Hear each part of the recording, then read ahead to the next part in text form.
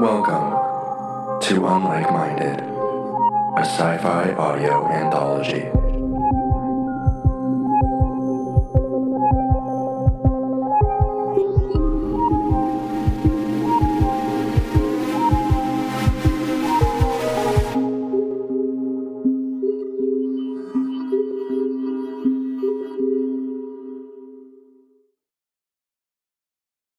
Marigold by Jessica Gonzalez. The cabin sinks into the earth, heavier now that she's empty than she ever was when children scurried across her floors all summer long. The newest piece of her is a sign nailed to the front door.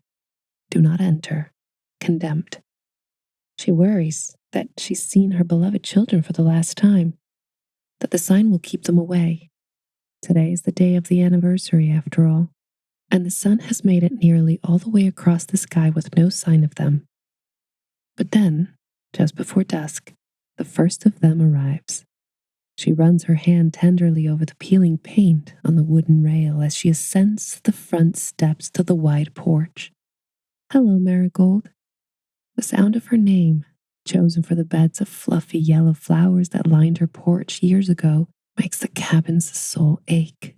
It was the first time it had been spoken to her since this day last year, and she knows that tonight will be the last time she ever hears it spoken again, so she savors the moment. This will be the last year they gather, the last year her children's feet will scamper across her creaky floors. Of course, they aren't children anymore, but Marigold watched them grow up. She likes to think she helped raise them, so they will always be children to her. And Marigold would know this child's voice anywhere. This is Jamie.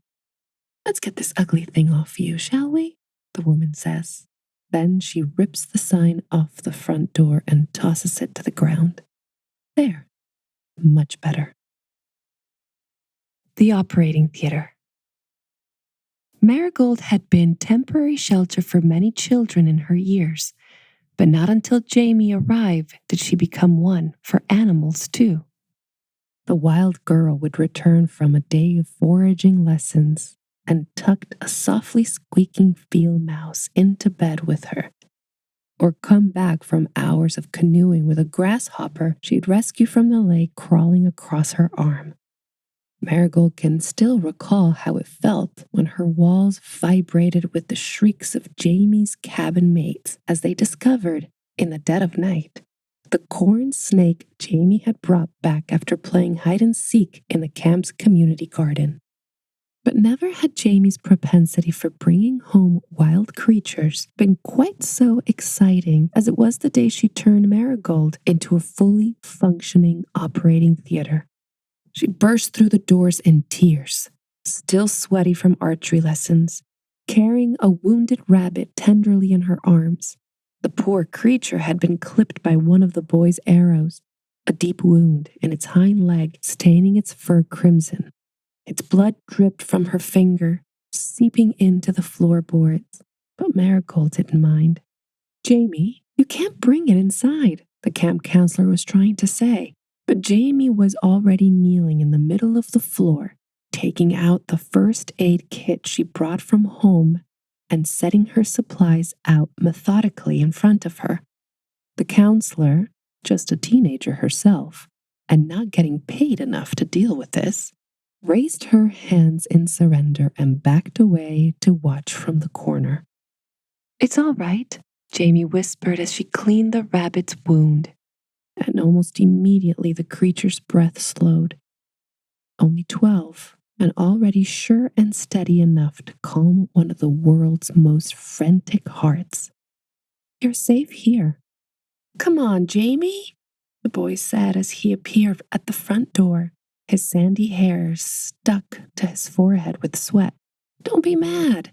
Jamie opened her mouth to respond, but Marigold decided to save her the trouble.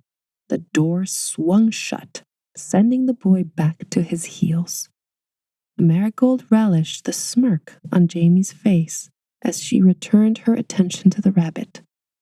Jamie, the counselor shouted, even though she must have seen that Jamie hadn't touched the door.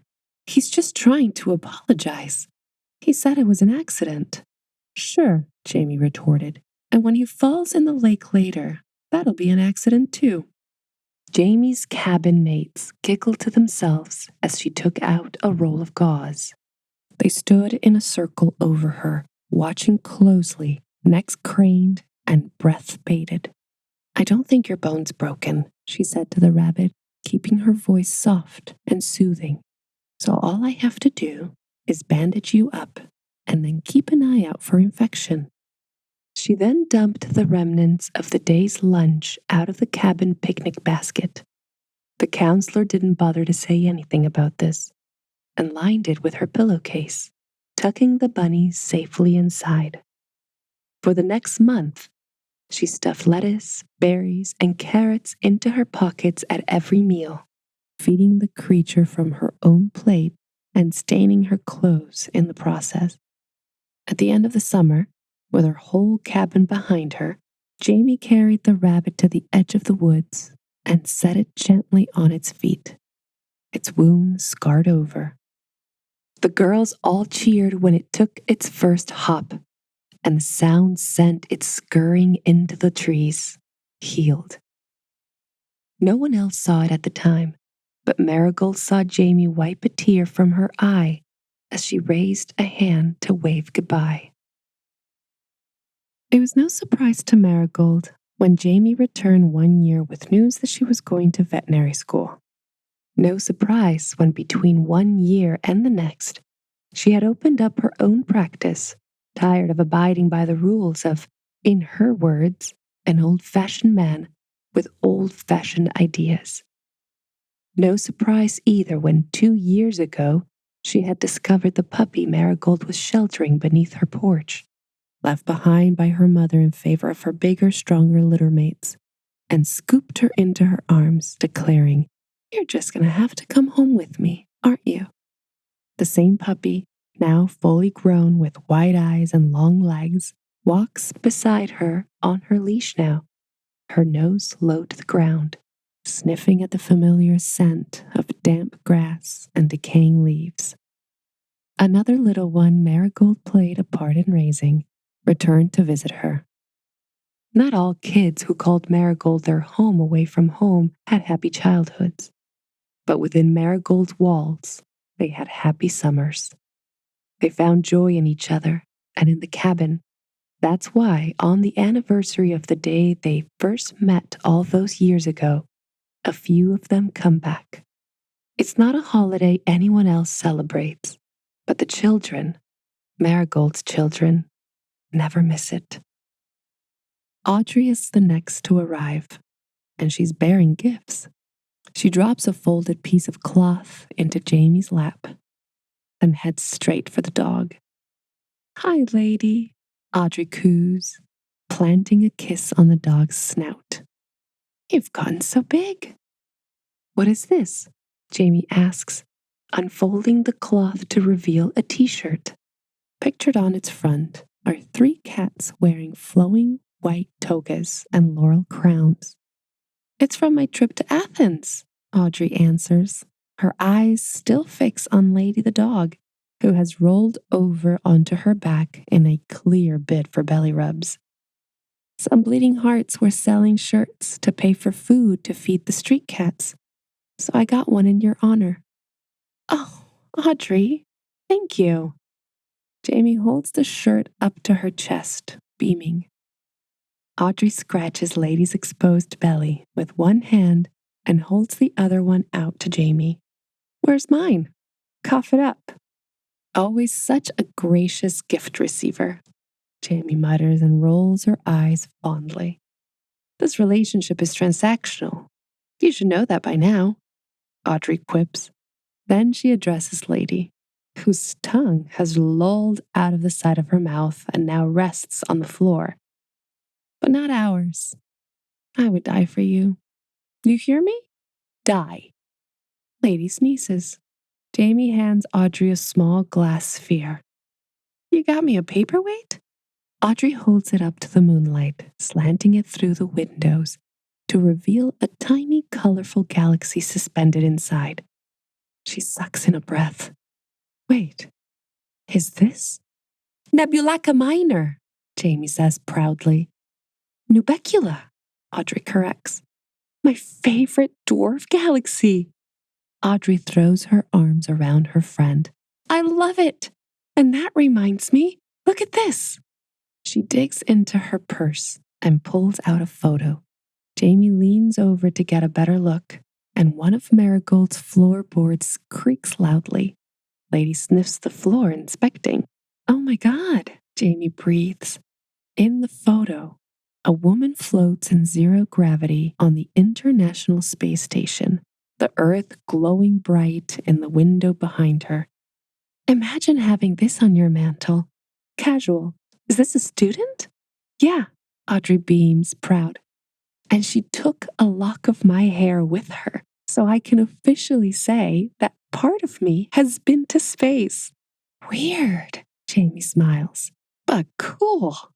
Lady whines, displeased that her belly rubs have stopped. Oh, sorry. Audrey corrects her mistake. You remember when we'd pretend our bunks were a spaceship? Do I remember? Audrey scoffs. She pats the floor, addressing Marigold. You remember that, Marigold?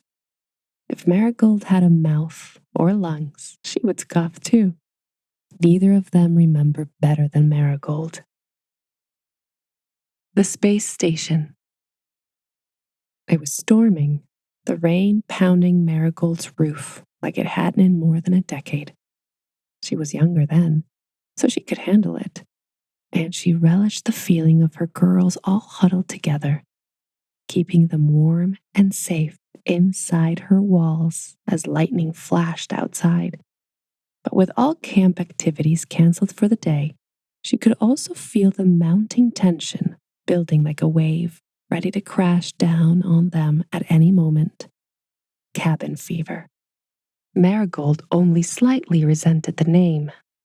It wasn't like she could control the weather, but she understood the feeling all the same. After all, no one was stuck with her more than she was. And she had to admit, it could get a bit monotonous, occasionally. What about a game? The counselor chirped. We could play Never Have I Ever. The girls groaned. They've already played that game at least 10 times over the course of the summer, and that was just what Marigold saw. They'd probably spend several evenings playing it out by the campfire, too. No, Never Have I Ever wouldn't do. Not today. The floor is lava, 8-year-old Jamie suggested gleefully. Smiles appeared on several of the girls' otherwise morose faces. No, wait, little Audrey had said, raising her hand up in front of her, as if warding off a pack of hungry animals. What if there's no floor at all? The other girls exchanged confused glances. One of them even lifted a foot, checking that there was indeed a floor beneath her feet. Because we're on a spaceship. Audrey jumped onto a bunk and pulled Jamie up with her. Then she leapt to another bunk to demonstrate. Zero gravity, Jamie howled, eyes wide with glee. Wait, the counselor's voice was already fading beneath the exciting shouts of the rest of the girls as they hopped up to the bunks. Be careful or you'll... Oh, whatever. Instead of arguing, the resigned counselor dug under her own bunk and procured the cabin's first aid kit, preparing for the worst. But the kit wasn't needed. Hearts pounding, Audrey, Jamie, and the rest of the girls found themselves floating weightlessly from bunk to bunk, their laughter echoing from the walls of the cabin-turned spacecraft. And Marigold could feel it, the pull of the universe tugging at the girls within her walls, and gravity losing its hold on them ever so slightly. The girls saw burning stars and distant nebulae filling the cabin with light and colors that hadn't been there before, until her walls disappeared altogether and gave way to the universe itself. And Marigold knew that eventually the storm would pass and dawn would break, and the cosmos before them would scatter into stardust and disappear in the sun's light. But tonight, the girls would venture into uncharted celestial deep. They would sleep beneath a blanket of stars and dream of the faint hum of distant galaxies. Maybe one day, Audrey would see those stars in person. Maybe she wouldn't. That night, it didn't matter. Because the universe can be as cruel as it is beautiful, Audrey never did get to visit the stars in person. Her career as a pilot was short-lived thanks to Meniere's disease. Marigold's heart broke for her when, during a girl's visit one year, she had cleared her throat and tearfully announced that her condition wasn't responding to treatment well enough for her to return to the sky, let alone space. She had decided to turn to teaching. As disappointed as she was at the time, it hadn't taken long before students were flocking to the university from all over the country for a chance to study under Audrey Graham, maker of astronauts. 7 of her students had made it to space before she was finally named head of the physics department. And every year, Audrey brought pieces of the cosmos with her to show off. A tiny vial of dust from the moon, a sliver of meteorite the size of a mustard seed, a tulip grown in zero gravity, all souvenirs brought back for her by grateful former students. She could easily have been bitter, but the only emotion Marigold ever saw on her face was the same one that swelled in Marigold every time Audrey spoke about her students: pride. A vivid flash and a mechanical hum pulls Marigold from the memories and announces the arrival of Zoe. Lady scrambles up, still as clumsy as a puppy, to greet her, stuffing her wet nose into palm. Zoe pulls the Polaroid picture out of the camera hanging from around her neck with her other hand. "It's nice to see you too, lady," she says, speaking to the dog as if she's just another person. "Finally grew into your ears, I see." She hands the still developing photo to Jamie and Audrey. "That's going to be a great candid. Nice and moody. Very summer camp nostalgia." Marigold knows the feeling well. The phrase summer camp nostalgia describes most of her existence these days. When she was young, she felt most alive during the 3 months of summer camp. She would wait patiently all year until the day she could welcome swarms of children back into her walls.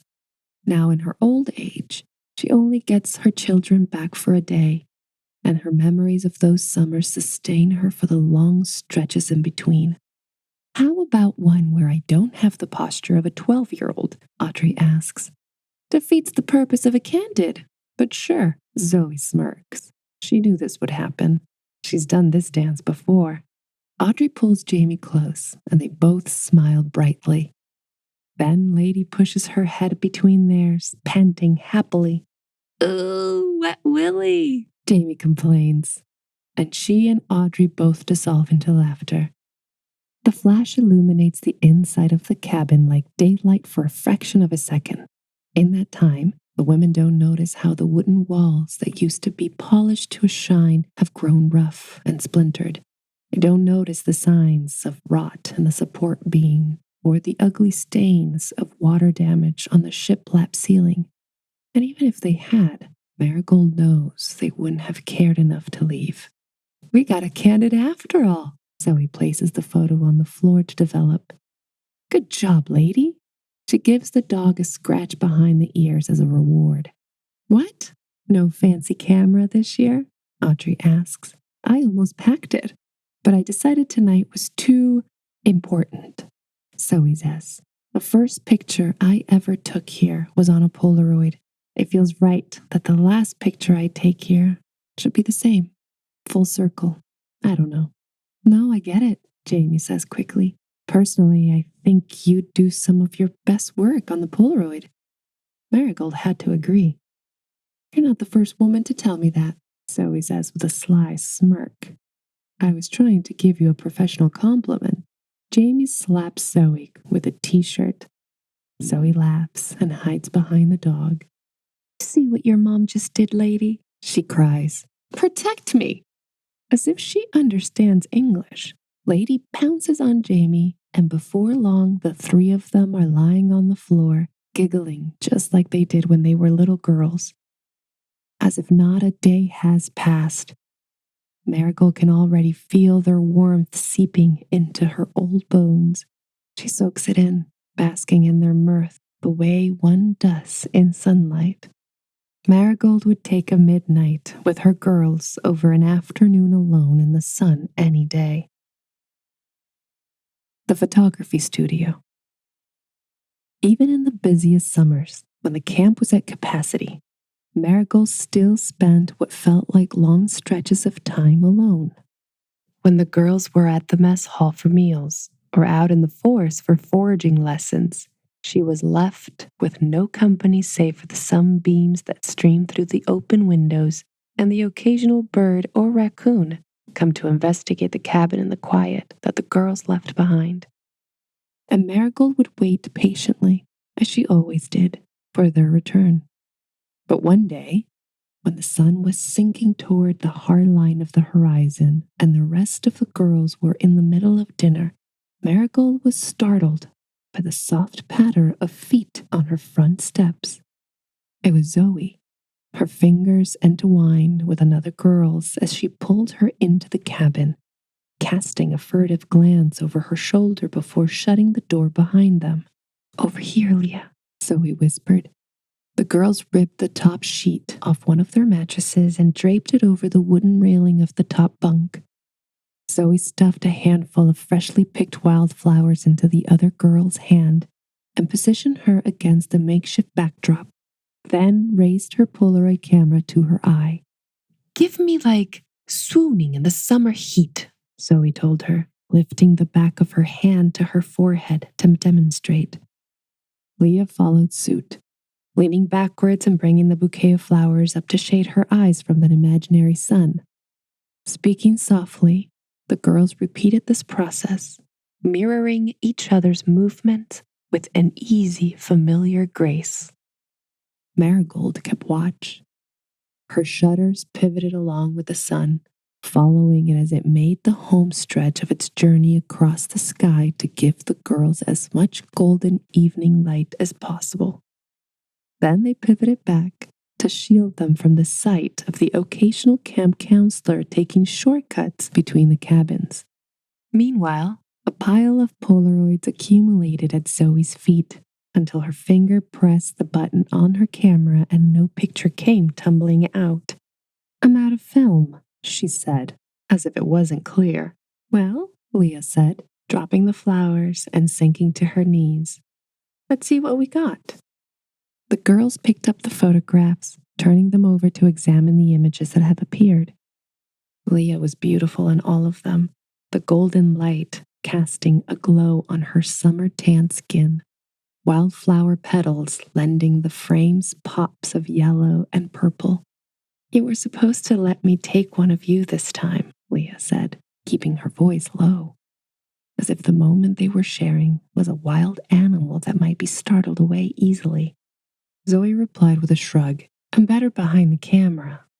Says you. Leah gestures to the photos scattered about their knees. Now you have all these pictures to remember me by until next summer. And what do I have to remember you?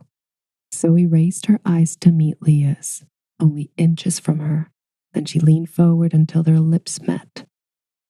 Marigold wished she could make time stop for them in that moment. But time, unfortunately, was not something that had ever been under Marigold's control. The girls broke apart, both smiling and breathless. I guess that will do, Leah said. Zoe had never been meant for the beaten path, no matter how many people wanted her to take it. She completed one semester of college before promptly dropping out of school and starting her own photography business.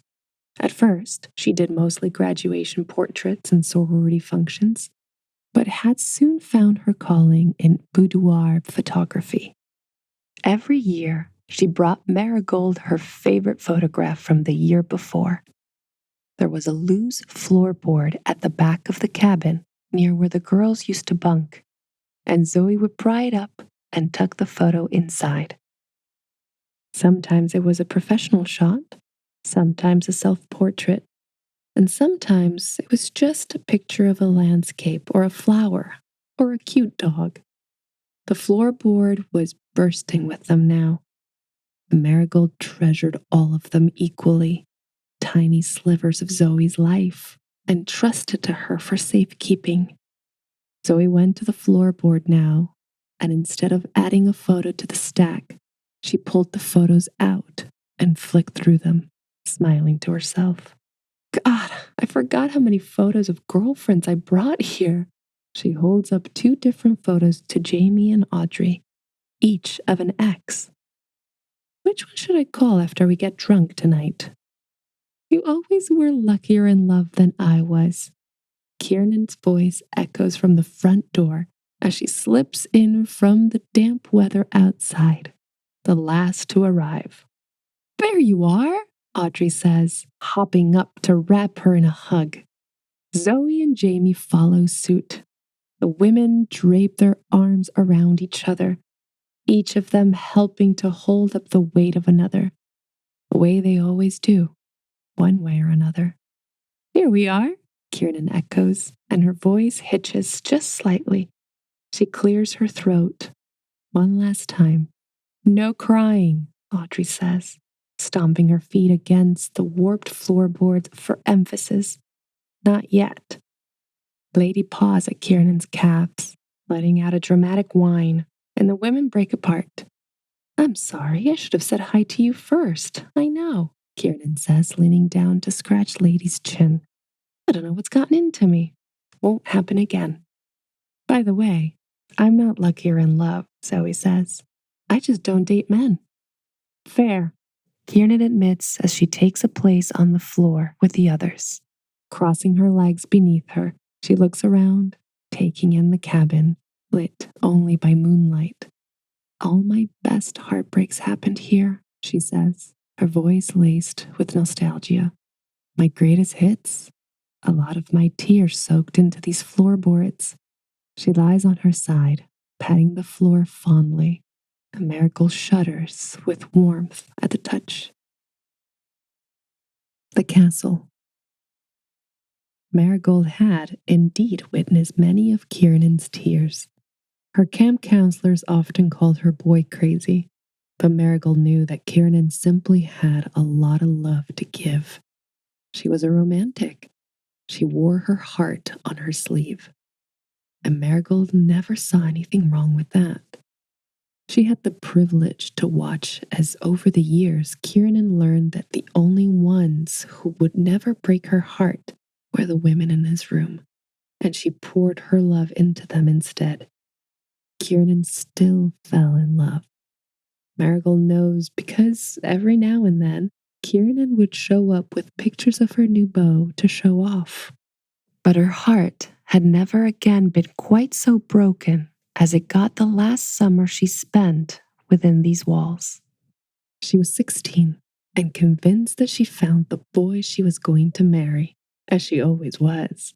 One night, she was beaming with pride, showing Jamie, Audrey, and Zoe pictures of this boy, all long arms and dark-haired and crooked smiles. He's here at camp, too, she told them in a conspiratorial whisper. We'll have all summer together. The next morning, she spotted him stealing a kiss from a girl who was decidedly not her, behind another cabin on the way to breakfast. Kiernan ran back to Marigold, slammed the door behind her, threw herself onto her bunk, and refused to leave it for the rest of the day. The boy in question, of course, followed her. The lock slid discreetly into place just as he reached the door, and when he couldn't open it, he began knocking. Kiernan, he shouted, his face flushed with panic and guilt. I didn't. It's not what you think. Go away, she cried from her bunk, and something in her voice lit a fire in Marigold's foundation. On any other day, Marigold's walls were constructed of wood. But that day, they may as well have been solid stone. On any other day, Marigold was a humble one-story cabin. But on that day, she was a fortress, a castle complete with parapets, a moat, and a drawbridge tightly shut. And Kiernan was safe in the tallest tower. The knight would not slay the dragon and win his princess. Not that day. Marigold would breathe fire if she had to. But she didn't have to, because soon the boy was dragged from her porch, banished by 3 other princesses more worthy of Kiernan's heart than he would ever be. Marigold lowered the drawbridge for them, and when it hit the dirt, she was a cabin again. Kiernan didn't need a castle, as long as the girls were together. And they have been, inseparable ever since. Kiernan has been married twice. Once at 19, to a boy who swept her off her feet and then broke her heart, like so many others had. Then again at 28, to a man who showed her what a slow, quiet, uncomplicated love was like. He hadn't swept her off her feet so much as he had taken her hand and walked beside her. At first, Kiernan had thought something was wrong, thought that love was meant to feel like a fire that might burn her at any moment. But then she looked at her friends and realized that that's not what their love felt like. And maybe that's the kind of love she'd wanted all along. After that, Kiernan began self-publishing romance novels. 2 years later, she left her job as a copywriter to be a full-time romance author. Kiernan had never cried over a boy again. That's why Marigold is ready to go. The girls have come, one by one, as they do every year. They left their shoes at the door. They've ducked through the sagging threshold and run their fingers along the dull wood of the staircase railing as they walk in to greet one another. But this year is different. This year, they brought matches and gasoline, and the cabin settles another inch into the ground as she sighs relief. Because Marigold has lived lives of her own, many of them. And it's time. But these grown-up children would never let something as cold and impersonal as a wrecking ball take her to the ground. No, they'll do it themselves. So now they open a bottle of cheap booze to share as they light the fireplace and reminisce. Toasts are made and cups are raised in the cabin's honor. Stories are told of the time they spent here, embellishing a little more every year until they are more legend than memory. They scurry across the floor one last time, like they did when they played hide and seek as kids. They laugh in each other's company like they did all those years ago, the sound giving one last breath of life to the house's old bones. After a while, Zoe's breathless voice calls them together. "Everybody in," she says, placing her Polaroid on the windowsill. Jamie, Kiernan, and Audrey fit themselves together in front of the camera lens, wrapping their arms around each other. Lady sits obediently at Jamie's feet. A red light blinks on the camera, counting down as Zoe hurries to slot herself into the picture. Then a bright flash lights up the cabin, capturing this moment in time and making it something that will live forever.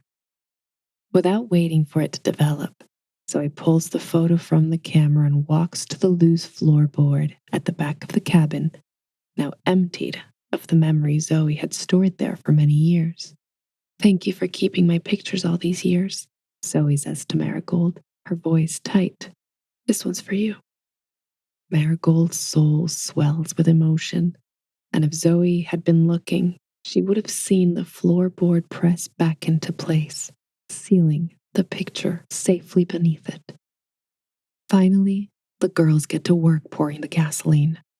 When all that's left is to light the match, Jamie pours the champagne. "To Marigold," she announces, raising her glass.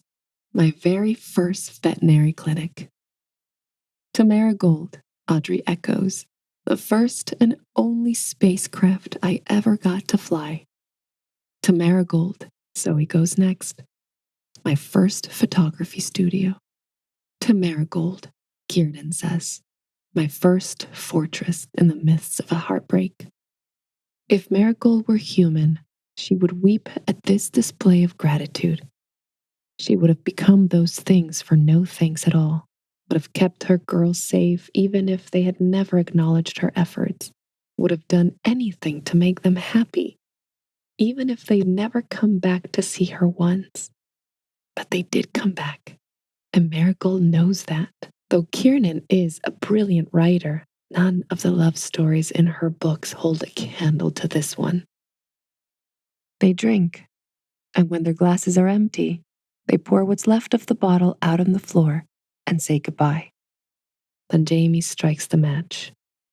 The cabin moans her own farewell as the flames eat up the last of her. Outside, the children sway and dance in the light of the fire as it consumes her, saying goodbye in their own way, the only way Marigold would have it. Lady howls her best song in farewell. Some tears are shed now, but they are not sad tears. Not really. So Audrey allows it. They stay until there's nothing left. Then they put on their shoes and go just as they came, one by one.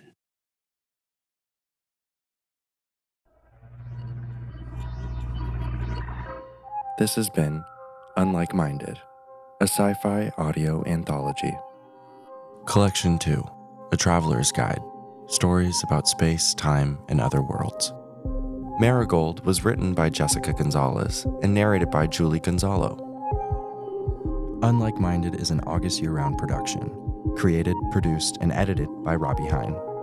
We'd like to give a special thank you to everyone who has supported this independent podcast production. You can keep up to date and find more info about this podcast and others on Instagram at the handle AugustYearRoundProd or email us at augustyearround@gmail.com. And be sure to subscribe, leave a rating and review, and tune in next week for another episode of Unlike Minded. Thank you for listening.